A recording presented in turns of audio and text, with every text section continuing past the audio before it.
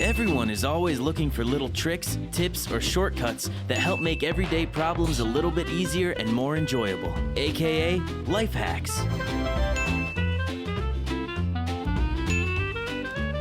But what about the real problems we all face? In this series, we're going to take a look at some uncommon solutions to the common problems that we all face.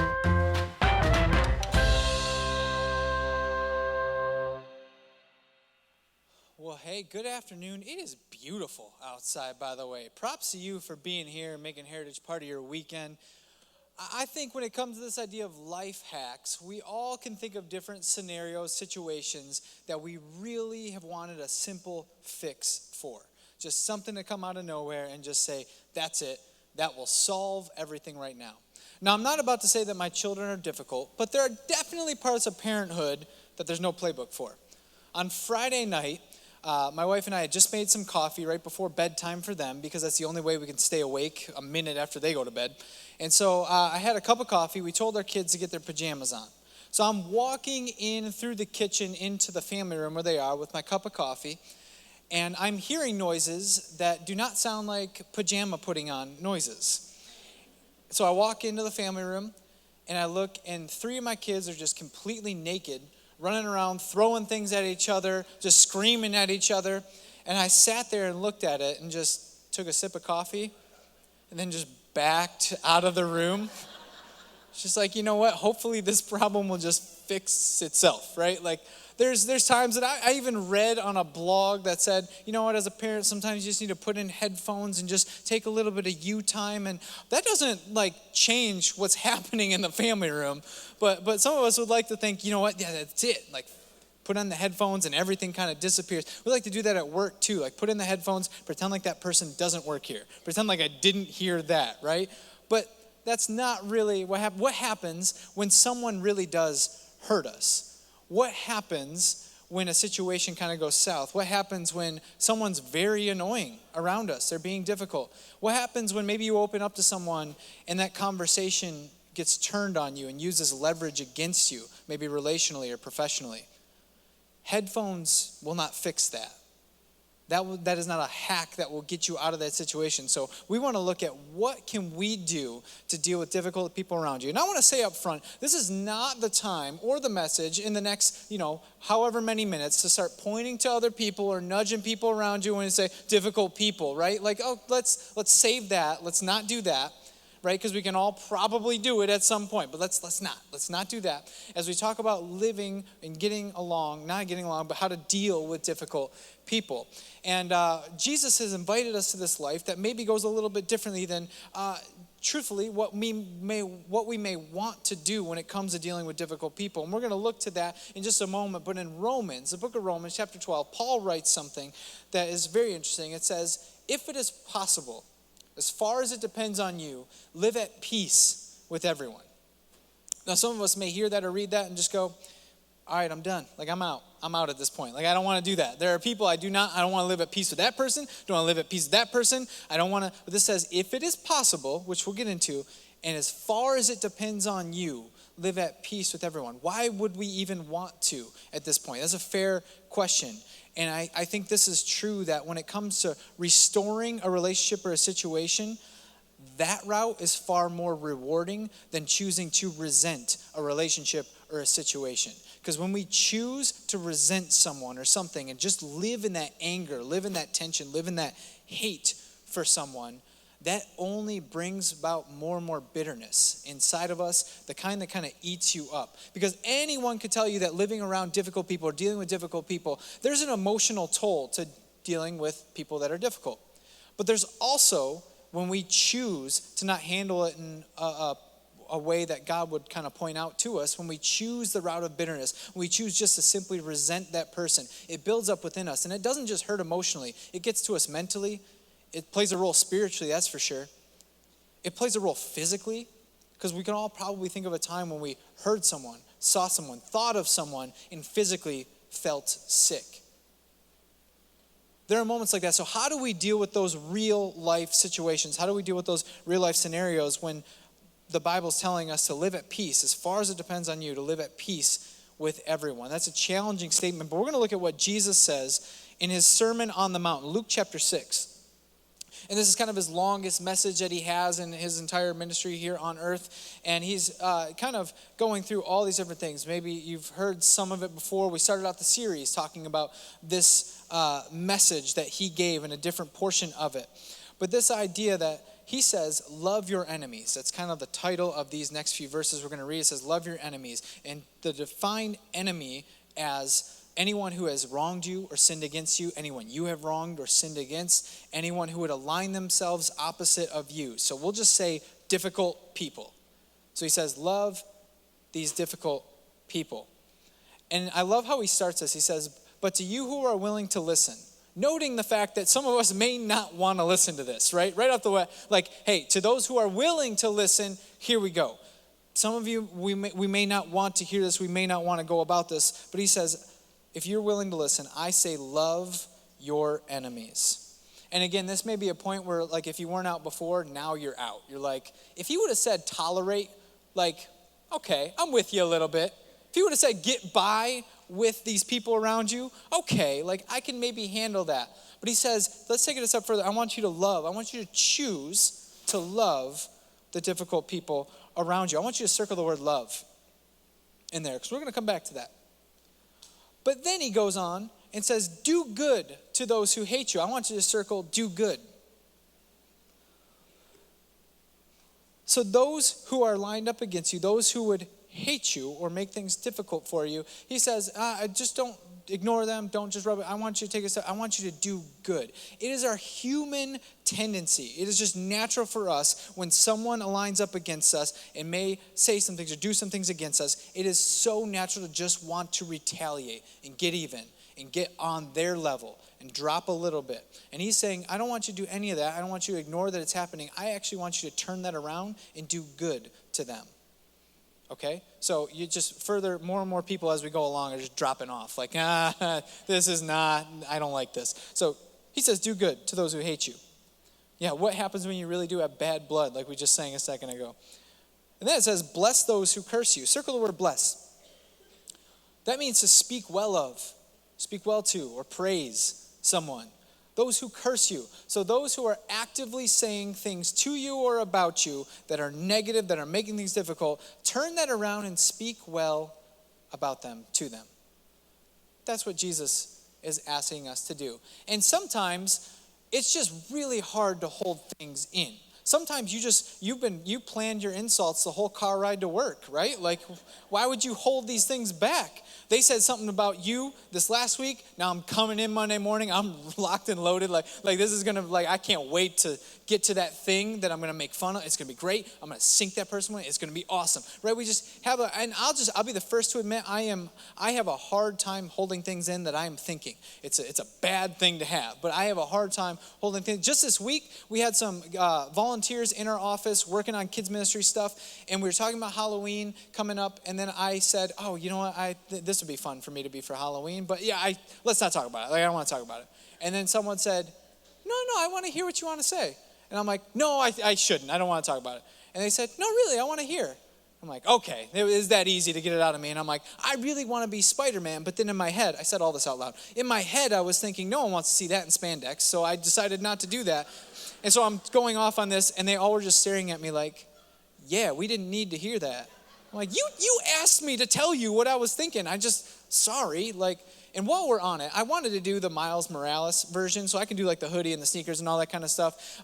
And just another thing, while I'm just saying things, if you see me in the atrium, I'll probably talk to you about one of two things. The first thing would be, hey, would you like to make an impact on a child and a family for eternity by serving in HC Kids? We have an amazing kids program. I'd love for you to join the team. And while we're on it too, this is crazy. I don't know where this came from, but there's an application for kids ministry right here. Like, I don't know who, I'll hold on to it, but you guys come up and get it when you're ready, okay? So, but I'll probably talk to you about that, or the other thing that I may talk to you about, which is kind of interchangeable with that, is Spider-Man Into the Spider-Verse. Just because I'm obsessed with the movie. I can't, I've been watching it it's so good.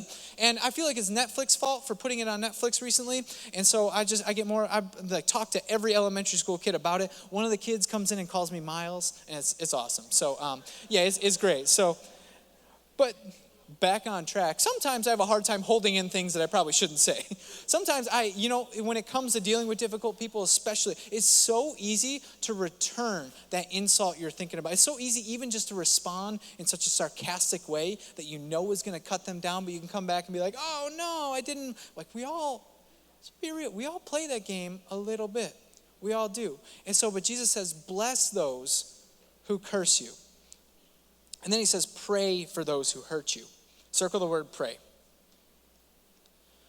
Now, Jesus models this, and when he's put on the cross, and he says, Father, forgive them. They don't know what they're doing. And you would look at that and be like, yeah, that's Jesus, though. Like, that's not me. No, but that's an example. It's a model to look after. And I will say this, it is very hard to have straight up anger and hateful thoughts towards someone you are actively praying for. Very hard.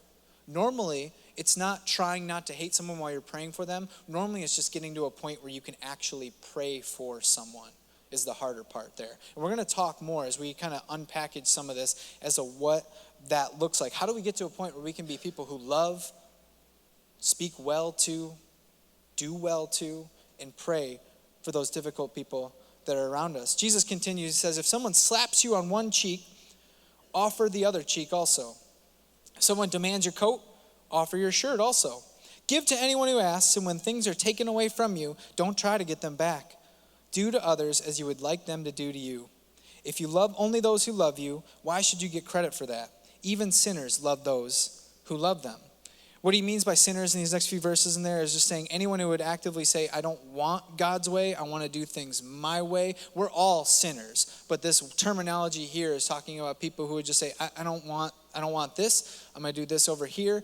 And then it's not saying you get credit and earn your way to heaven, but he's just pointing out the fact, like, how hard is it to love the people that are just so like-minded and always agree with you? That's not very hard. So he's making a point here. And he says, if you do good only to those who do good to you, why should you get credit? Even sinners do that much. If you lend money only to those who can repay you, why should you get credit? Even sinners will lend to other sinners for a full return.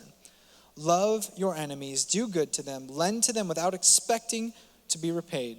Then your reward from heaven will be very great, and you will be truly acting as children of the Most High, for he is kind to those who are unthankful and wicked, and you must be compassionate, just as your Father is compassionate. I don't think it's any mistake, too, that right after he gets done talking about that, he walks into this message about judging other people and saying, why are we so quick to point out a speck in someone else's eye when we may have a full plank in our own eye? It is so easy for us to look around and find difficult people around us and be really upset at the difficult people around us. It's much harder to kind of realize that at times we may have an off day and may not be so perfect either. We could probably all talk, if I bring up driving, I'm just going to say driving and Hall Road in the same sentence, and we can all agree, Michigan drivers are the worst. It's the worst out there. People are crazy. But then after the service, we're all going to get in cars and go out and drive. But it's not us. It's not us. It's collectively. It's never us. It's the other people out there, right? Like, I don't mean you. I mean the other people. It's so easy for us to ignore the fact that maybe we have some off days. And when it says, do as to others you want them to do to you, the golden rule, maybe you grew up hearing, whatever it is. But it's true. We want, at the end of the day, when we have difficult moments, we want to be given the benefit of the doubt, don't we? We want people to love and do well and speak well to us on our worst days, on our difficult moments. Have you ever seen a picture of an iceberg? There's 10% of it is above water and 90% of it is under the surface. And if we were to poll the room, I won't, but if we were to poll the room, I bet all of us would probably raise our hand at some point and say, yeah, there's some things going on under the surface that are really getting at me. There's some things going on that maybe other people don't know that I'm dealing with that, like, they're holding me back a little bit. They're throwing me off my game. Yeah, I have an off day or two because I have this going on. I have this going on. All of us have situations like that where life kind of kicks you a little bit, where things are going on behind the scenes. And what this is saying, Jesus is saying, is be compassionate just as your Father was compassionate or is compassionate. We're going to look into that idea because none of us are more deserving or undeserving of God's love that he gives, and we're none of us are more in need or less in need of God's forgiveness that he sends through Jesus and what he's done. And so I can't control what other people are going to do. I can't control the difficult people in my life. I can't control what they're going to say at work tomorrow. I can't control those, but I can control my character. I can control how I respond. I can control how I interact with people around me. And so that's what we're going to look at just for a little bit. And so if you want to know a couple of life hacks, tips or thoughts, ideas that will help us when it comes to dealing with this, the first one is really great. Preparation will build our character. It builds up our character, and perspective can guide our confrontations when we're dealing with people. Preparation, godly, daily preparation, builds up our character. That's something we can control. We can prepare, we can build our character, and then we can come in with a perspective, a mindset that guides our confrontations. Maybe shifting from I'm going in to just sink that person. I can't wait to say this, to maybe we can have conflict or confrontation that doesn't always involve trying to sink the other person. Maybe there's something bigger going on here. And I love in Ephesians chapter 6 how it says put on all of God's armor. This idea of putting something on means you can call it battle, whatever you want, preparing. Putting something on takes time. It means we're actively doing something to get ready. And this would say all of God's armor. We're spending time daily preparing for something that is coming. We're building our character. We're putting on God's armor so that we can stand firm against all strategies of the devil. For we are not fighting against flesh and blood enemies, but against evil rulers and authorities of the unseen world, against mighty powers in the dark world, and against evil spirits in the heavenly places. Now again, you may read that, you may hear that, and go, okay, it really feels like I'm fighting against flesh and blood. It really feels like the devil is very real, and he works in my office. And his name is George, and he's the worst, right? Like, I got to deal with him. And no offense, if your name is George out there, you have a name that sounds like you'd be difficult. So I feel like that's kind of on you, George. But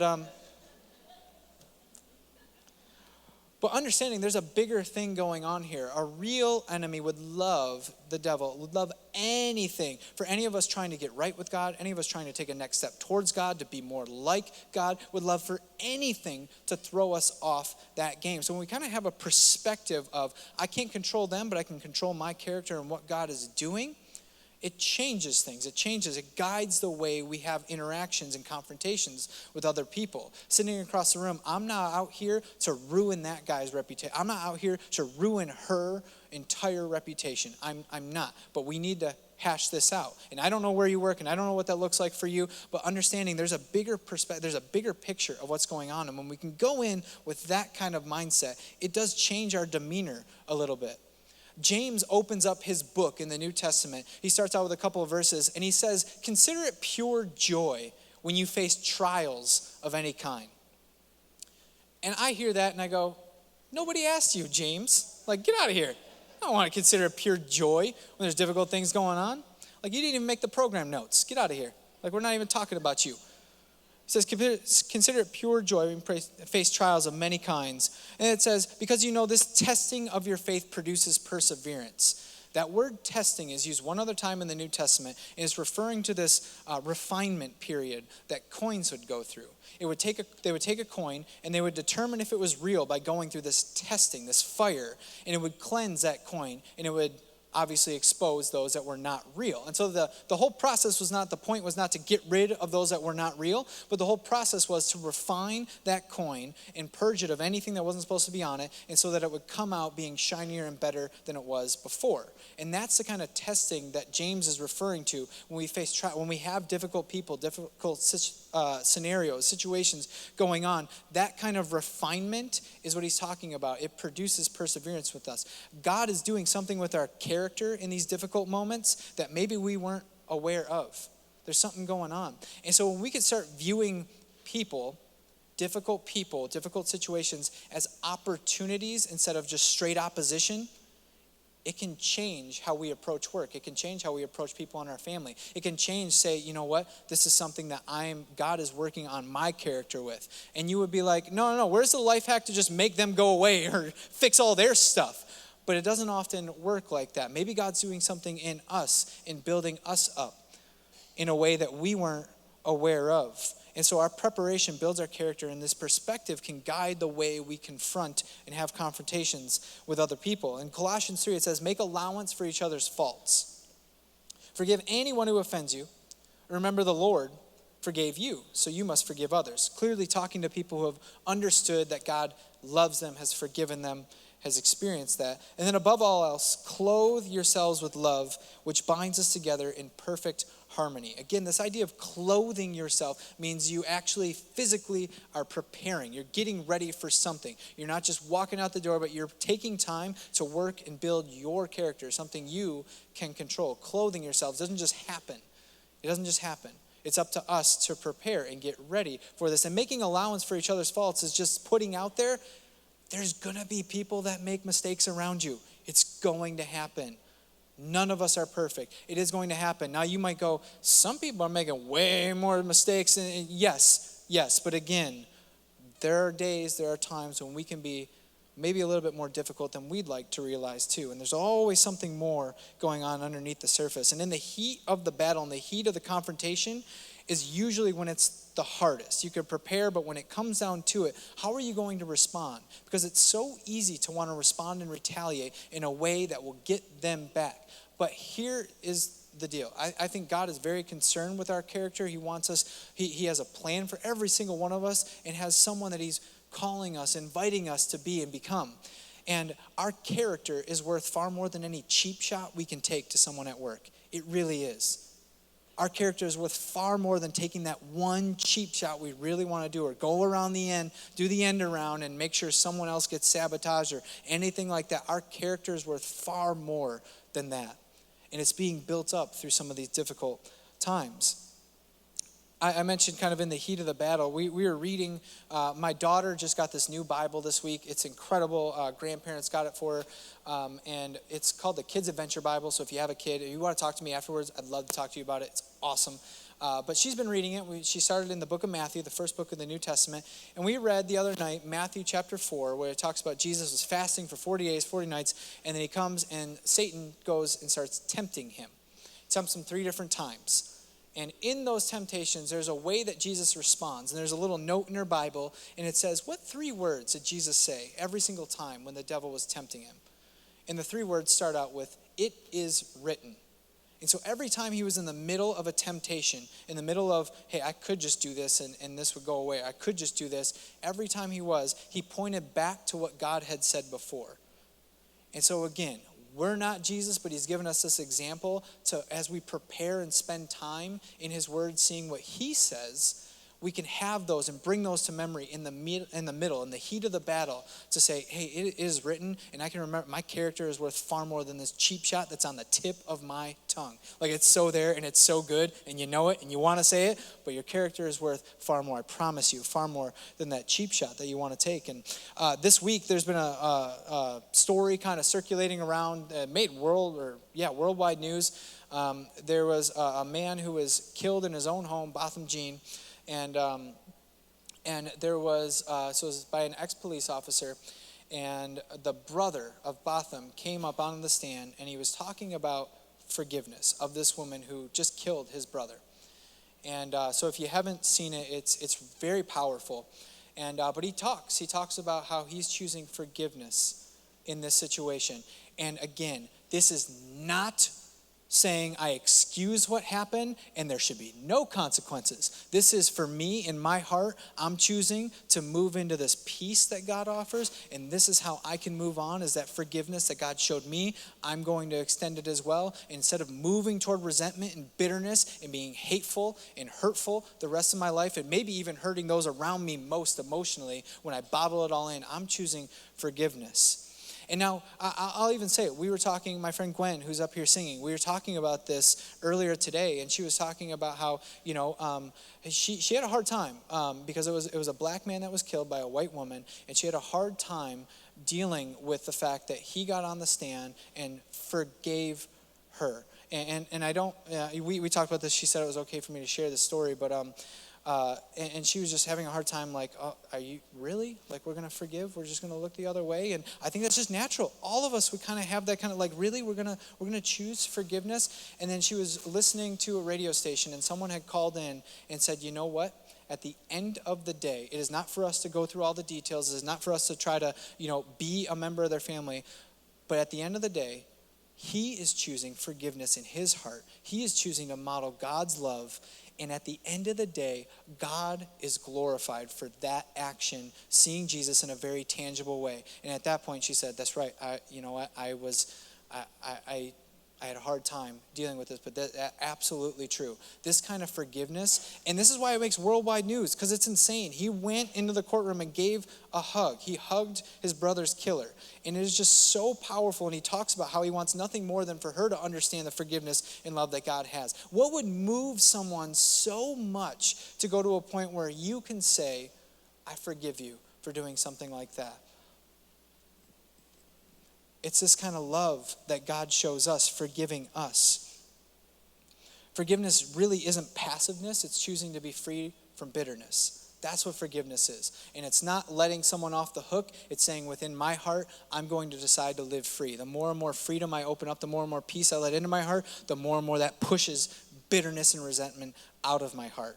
And it was such a great, tangible way. What if we were known for this? What if we were known for this kind of love and compassion towards other people? Now, the thing about this is that oftentimes we think when we're loving other people, or when we choose to love people, that means that we just kind of roll over a little bit, right? In order to, I'm turning the other cheek, and I only got 2 cheeks to turn. How many times? What do I withstand? What does this look like? And there is love, but there's also firmness. You don't just roll over. Jesus wasn't a pushover, and neither should you or I be. We shouldn't be. Jesus wasn't. And so I love this, that we can control our character, but we're also responsible for guarding our heart. In Proverbs chapter 4, when it says, guard your heart above all else, for everything you do flows from it. You need to know your limits, and you need to let your limits be known. That is something you need to make people aware of. What are my limits? I am responsible for guarding my heart, and this is a trigger for me. This hurts. I have personal limits that I want to be known so that other people are not just going to walk over me. I have personal limits when it comes to football. And I'll say this, last year my wife and I, we were eating delicious burgers. And we look up at the restaurant, we were in Troy, and Matt Stafford and his wife were sitting right across from us. We're like, oh man, we're buddies now. And we're not. But we came home, my kids really like football. We came home and told our kids, Matt Stafford was at the restaurant with us. Isn't that crazy? My oldest daughter, her first response was, oh, did you tell him he needs to be traded? You watching football with Grandpa? Who are you watching football with? And I said, look, this is a personal boundary for me. We do not talk about Matt Stafford that way. I'm a fan. He is a great quarterback. I will not tolerate that. You will not say that about Matt Stafford or the Lions. I'm all in. We do not do that in our house. You will not. And people talking about Matt Stafford's getting out of his prime and getting old. We were born the same month, the same year. He is not getting old. He's in his prime. People don't know what they're talking about. But I said, Evie, we are not, this is not what you do. We do not speak, you send that negativity down to Ann Arbor. We talk about the Wolverines that way, but no, not the Lions. I'm testing you for difficultness. And the number one thing after the first service this morning, people came up and they're like, hey, Michigan State lost last night. And I was like, I really don't care that much. You're taking this way too far, but okay. I said, we don't talk about the Lions or Matt Stafford that way. He's great. Hold him to it. 1 Corinthians chapter 16, when Paul writes, be on your guard. Stand firm in the faith, be courageous, be strong, do everything in love. So everything's done in love, but he really says, this is a theme throughout the Bible for God's people. Be courageous, be strong. We were not given a spirit of fear, but one of power, right? That's what God communicates to us. And so we can be strong. You can be loving, but be firm. I love what the Message version, the kind of paraphrase of this says. It says, keep your eyes open, hold tight to your convictions, give it all you've got, be resolute. Don't be wavering. Be resolute. Be clear. Be firm. And love without stopping. Be loving, but be firm. So as we're thinking about this, I need to prepare to build up my character in this kind of perspective that I'm not out to damage anyone else. That can guide my confrontations that I have with people. But I also need to stick up for myself. I need to be firm in situations. That doesn't mean you get down to their level and retaliate with something hurtful. That means you stand up and you speak truth in a very loving way. You don't just roll over in those situations. So let's just say, if you're gearing up for work tomorrow, or let's put it out there, you're gearing up for Thanksgiving this year. It's a touchy subject. You hear someone at work makes a comment about your weight that makes you uncomfortable. I'm just going to love them, and that's just it. No, you say, that makes me uncomfortable, and it's not okay for you to speak to me that way. You say it. Be loving, but be firm. You speak up. Know your limits and let your limits be known, because if you just let that bottle in, that's just going to force more and more resentment, more and more bitterness into your own heart. So for your sake, let your limits be known. If you hear a racist comment, you don't brush that. That is not okay. It's not okay. You don't say that. You speak up on it. You be loving, but be firm. It is not okay for you to say those things. I had a situation 2 years ago. Someone close to me who was making very inappropriate jokes about something that should not be joked about at all. And I called him on it. And I said, that's not okay with me. That is not okay for you to say those things. I don't want you to say any of that around my kids, around my family. It's not okay for you to say. I can't control what you're going to say, what you're going to think, what you're going to say to other people. But that is not okay in my presence. No, you're not going to say that. And immediately, and I think this is why we have a hard time speaking up on this kind of stuff, because maybe we're worried about the backlash or the criticism that comes with it. But immediately it was met with criticism. The response was, oh, is it the Jesus thing, right? Like, you're better than me? You're holier than me? Is that what this is? Oh, you got to put me down, right? Like, okay, yeah, all right, church boy and all this stuff. And adulting is fun, isn't it? And so we grew up real good and real well. Real good? I don't know. Public school. So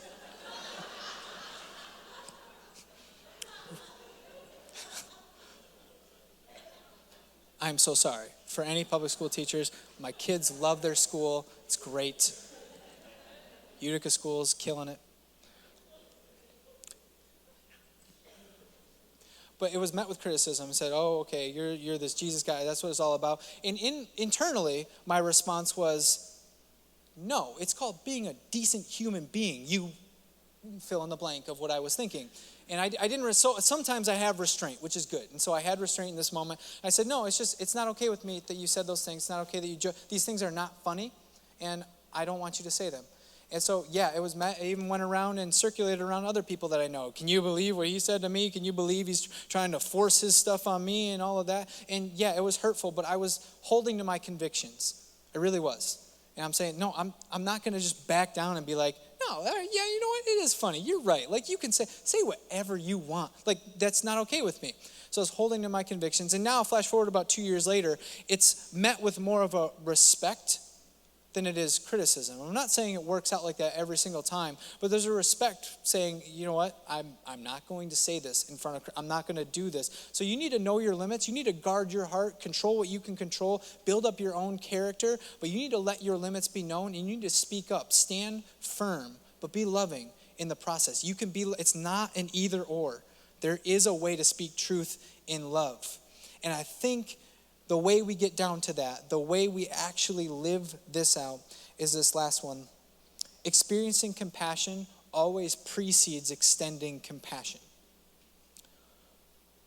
So when he ends this message here, these thoughts here, Jesus does, and he says, you must be compassionate because your Father is compassionate.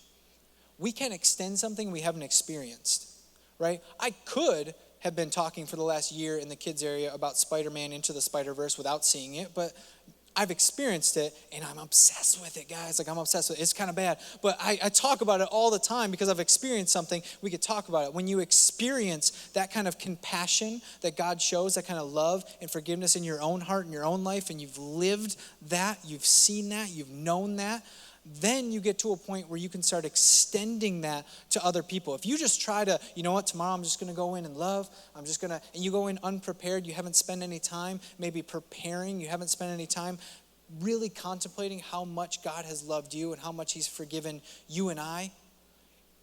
When we do that, it makes a little bit, and I say a little bit, it makes all the difference when we go into things. Now, I'm not saying that person all of a sudden changes. It doesn't happen that way. Doesn't happen that way. And you can't control what they're going to do, but you can control how you choose to approach this. And experiencing that kind of compassion precedes extending compassion. And I love this definition I saw of compassion was the idea of sympathy plus empathy forced into action is when compassion is really lived out. Sympathy would be the idea that you can feel for someone. You can feel that they're feeling something.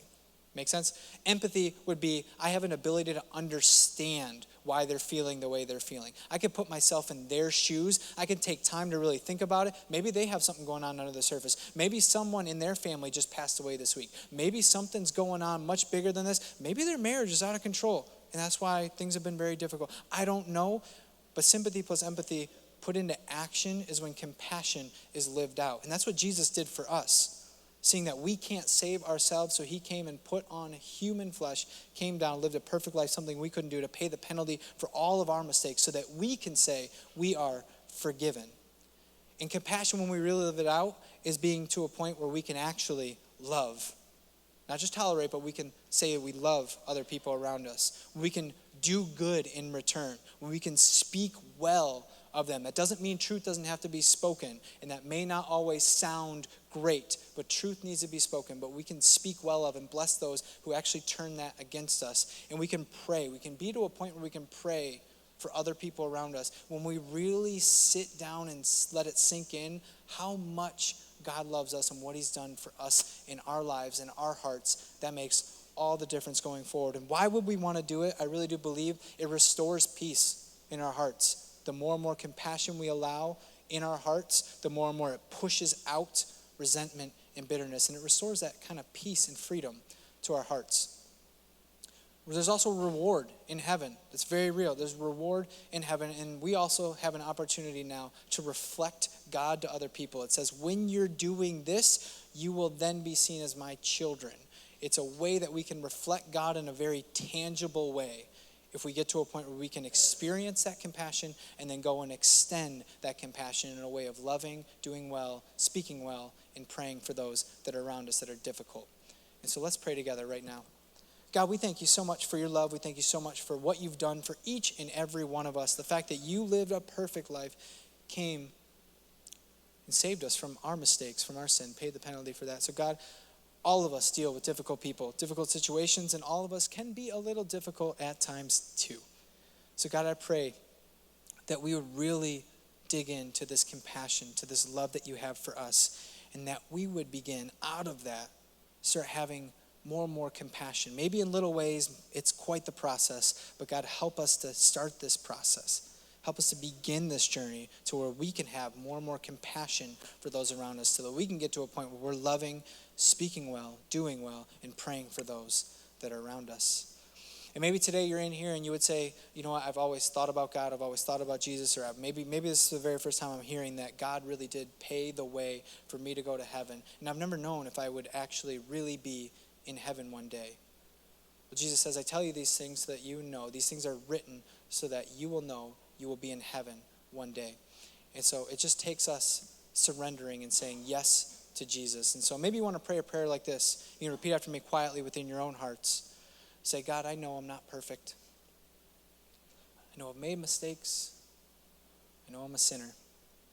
But I believe you love me anyways. I believe in Jesus, that you lived a perfect life, that you are really God's son. Took all of my punishment, all my mistakes, and died on the cross to pay for those things. I believe, God, you raised him from the dead, that you have all the authority to look at me, see my life, know my life, say that I am forgiven. And so, God, today I want to accept that forgiveness. Please forgive me.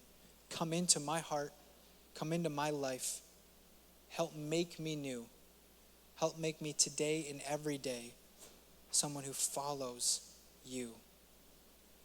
God, help your compassion to be a model in which I live by. Help me to experience that today and every day so that I can extend that, be a reflection of you to others around me. In Jesus' name, amen. Hey, we thought it would be great as we talk about this to hear from someone here who has a story that really involves quite a few difficult people in a very difficult situation. So I'd love for us to listen to my friend Henry's story here behind me. Hey Heritage Church, I'm Henry Verghese and this is my story. I used to work as a global controller at a company, and 6 months after our youngest child was born, I told my wife that I had to make work a higher priority because stuff at work was getting really stressful and demanding, and there were a few folks who were making it really difficult for me. There was an instance where 5 minutes before a presentation that I was doing, to a top exec at the company, I realized that the data that I was presenting had been compromised. In March of 2013, I was let go without a severance package and left to support my young family with a wife and 3 young kids. I was hurt, embarrassed, angry, and frustrated because of what had happened. The people that I had made a priority in my life had disowned me and left me for nothing. I felt the number of hours that I had worked so hard to build my credibility in an organization was no longer there. I had worked countless hours for that. I started questioning my own credibility and my self-worth through this time. I couldn't sleep as I didn't know who would hire me, and that thought made me even more angry towards those people, and I started feeling depressed. But after a few weeks, with the help of my family and godly counsel, I decided to move on and forgive these folks. I have forgiven them in my head, but not in my heart.